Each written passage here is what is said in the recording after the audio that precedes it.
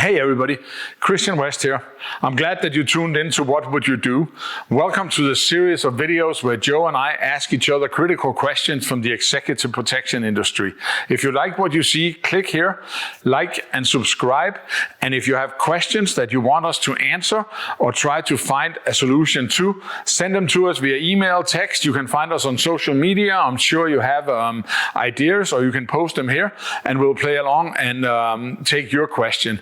So, welcome to What Would You Do? Season 2. All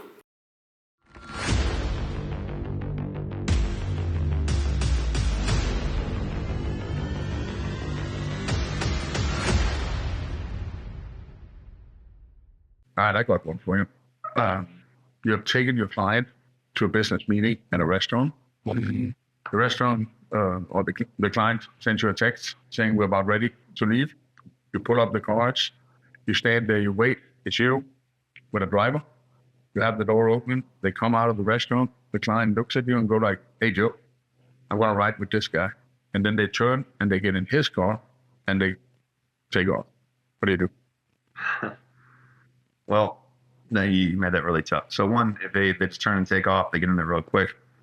You got to follow. I mean, that there's no, unless there's something that I think I know that the client doesn't. Of course, I'm going to let him do what he wants to do. Right? Of course. I'm not going to say, no, you have to road me or anything like that. Again, unless there's something I know that I think they don't know about the situation of this person or what have you.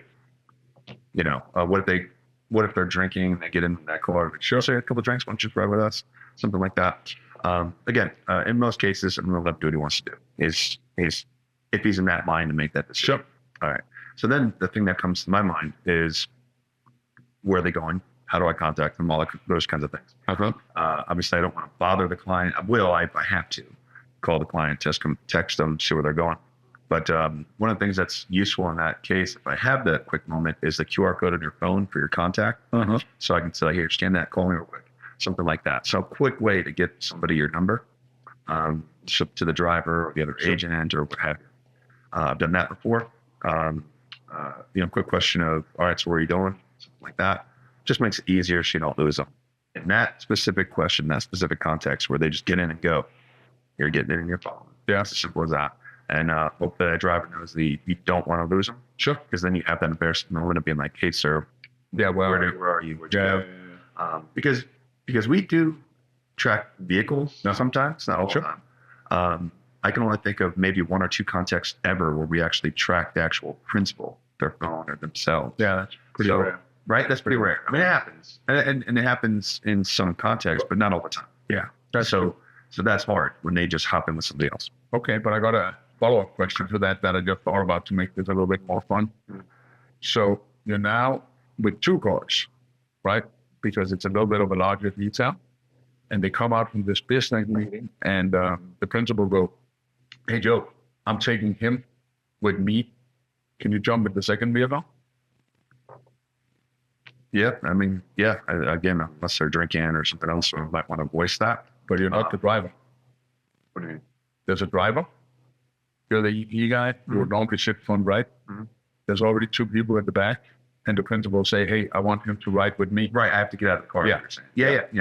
So I have to get out of the car and ride and follow or something like that. They're on their own, basically. Yeah, so again, I'm going to let them do what they want to do unless there's a reason to voice against it.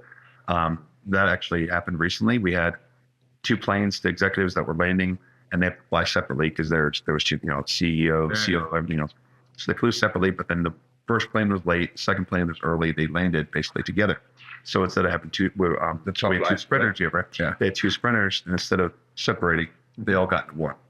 And it actually displaced us because there was too many people. Yeah. So I couldn't even sit front right. So I was in the back. That actually happened recently. Just let it happen and go with it. It happens more this week, actually. I will at least circumstantially, if we're in a high-risk area or something like that, and I have to voice a concern, that's what I would do.